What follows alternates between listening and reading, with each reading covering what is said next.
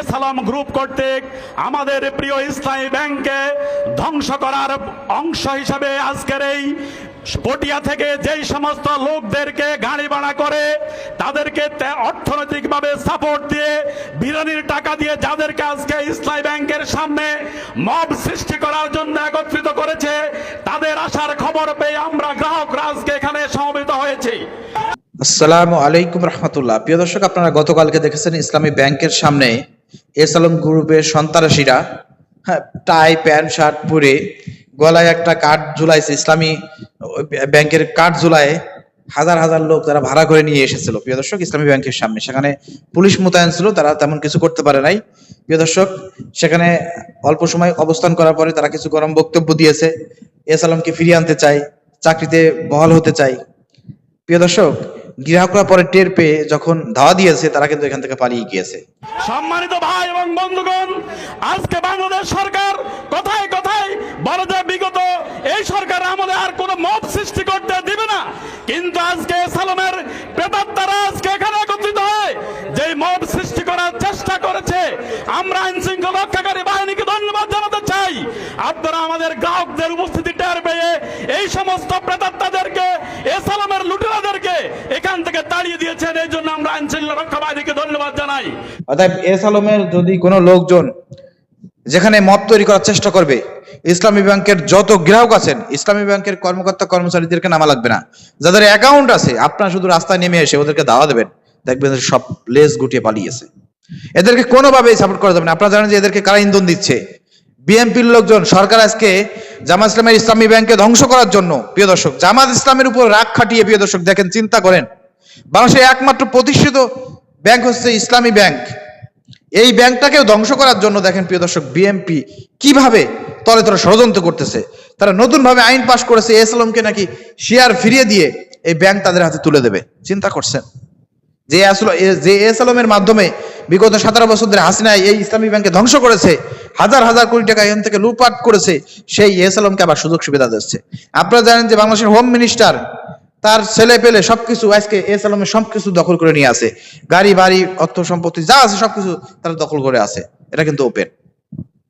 আজকে সেই এসালামকে আবার প্রিয় দর্শক ব্যাংক তাদের হাতে তুলে দিতে চাচ্ছে। প্রিয় দর্শক, এটা ঘোষণা দেওয়ার সঙ্গে সঙ্গে দেখেন এসালামের লোকজন ভাড়া করে নিয়ে এসে ইসলামী ব্যাংকে দখল করার জন্য তাদের অফিসের সামনে মব তৈরি করেছে। এটা তীব্র নিন্দা এবং প্রতিবাদ জানাই এবং গ্রাহকদেরকে বলতে চাই, বাংলাদেশে ইসলামী ব্যাংক যাদের উপরে আমার আস্থা আছে, অন্য কোনো ব্যাংকের উপর আস্থা নাই, হয়তো এই ব্যাংকটাকে কোনোভাবে ধ্বংস করতে দেওয়া যাবে না। বিএনপি যতই ষড়যন্ত্র করুক না কেন, এই ব্যাংকটাকে আমরা যারা গ্রাহক আছি ধ্বংস করতে দেবো না। অতএব এই ধরনের মব যেখানেই তৈরি হবে সেখানে আমাদেরকে গ্রাহকদেরকে ছুটে আসতে হবে, নিজের আমানতকে রক্ষা করার জন্য, ব্যাংকে রক্ষা করার জন্য আমাদের সবাইকে ছুটে আসতে হবে এবং তাদের বিরুদ্ধে ব্যবস্থা গ্রহণ করতে হবে। তারা যদি মব তৈরি করে তাদেরকে ওইখান থেকে আমাদের উৎখাত করতে হবে, তাদেরকে ওখান থেকে মোকাবেলা করতে হবে, বিন্দুমাত্র ছাড় দেওয়া যাবে না। এই টেন্ডেন্সি নিয়ে চিন্তা ভাবনা নিয়ে আপনারা সবসময় প্রস্তুতি থাকবেন, কারণ এই ধরনের ঘটনা আরো সামনে ঘটাইতে পারে। এবং এটা সম্পূর্ণ আপনারা দেখেছেন গতকালকে সেখানে সংবাদ সম্মেলন অথবা বিভিন্নভাবে সাংবাদিকরা তুলে এনেছে যারা ওইখানে এসেছিল, তারা কোন ব্রাঞ্চে চাকরি করেছে, কোথায় তারা পরীক্ষা দিয়েছে ঠিক মতন বলতে পারে না। কেন্দ্র কোথায় ছিল, কোন কেন্দ্রে আমরা পরীক্ষা দিয়েছেন? আমাদের ছিল ঢাকায়, আমার কেন্দ্রের নেই, আমার ঠিক সিদ্ধেশ্বরী ঠিক মনে পড়ছে আমার। ধন্যবাদ সবাইকে। সিদ্ধেশ্বরী ছিল আপনার। আপনি যদি নিয়োগের সর্বশেষ একটা কোশ্চেন বলতেন, ওই নিয়োগ। তার মানে এদেরকে প্যান্ট শার্ট বোরকা টোরকা হেজাব পরিয়ে সাজিয়ে আনা হয়েছে, গলায় একটা কাঠ পরিয়ে দেওয়া হয়েছে, সব বানানো ঢাকার নীলক্ষেত থেকে এগুলো তৈরি করা হয়েছে, সব কাঠ এগুলো তাদেরকে পরিয়ে নিয়ে আসা হয়েছে। এই হচ্ছে অবস্থা প্রিয় দর্শক। অতএব তাদের এই ভণ্ডামি, তাদের এই 2 নম্বরই ফাঁস হয়ে গিয়েছে। দেশবাসীকে বলবো আপনারা সজাগ দৃষ্টি রাখেন, ইসলামী ব্যাংকের রক্ষায় আমাদের সবাইকে এগিয়ে আসতে হবে। ইসলামী ব্যাংক ধ্বংস হয়ে গেলে পারে বাংলাদেশ ধ্বংস হয়ে যাবে, বাংলাদেশের অর্থনীতি ধ্বংস হয়ে যাবে। অতএব সরকার মনে করছে ইসলামী ব্যাংককে ধ্বংস করতে পারলে পারে জামাত ইসলামের অনেক বড় ক্ষতি হবে।